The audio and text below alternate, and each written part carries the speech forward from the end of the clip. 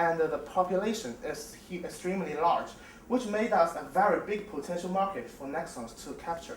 For one reason, joint venture can share the risk burdens with your partner, and you can also gain substantial benefits because you're operating a new enterprises in China. You can leverage in your competences and your partner's competences and to build a very ideal enterprises. Joint venture starting in the year 2009, and also we try to contribute to control the distribution channel in China because China is so huge. And other activities including education in classical music seems very important for us to enter the China market because China has its own culture and its own traditional music industries. And I think by doing the same method, we can also cooperate with the colleges and the universities to start up some of the courses and to deliver also free some music CDs for the musical lecturers to give their lecture and to raise students' interest in classical music.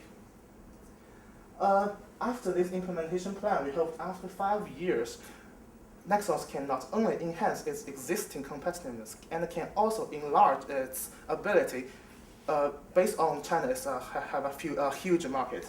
I would like to hear a little bit more about your international strategies because I know that you have an aggressive plan in China, but we are talking about 5-year plan to get a joint venture, due diligence, sign partners, etc. So in the meantime, our competition is coming up. So how are you going to defend your position outside China? So what's the concrete action plan you are going to do? Okay, thank you very much. I think to enter China, the first problem to tackle with was the problem of awareness on classical music, especially Western classical music. So before we taking action to implement to start a joint venture, we first at the same time to carry out educational programs, so maybe CSR programs to cooperate with colleges and universities to raise this awareness. Just to clarify, we want to understand a bit more of your plan for outside China. Outside China. Yes. For outside China, Nexos is still going to use its transnational strategy, like what I presented just now.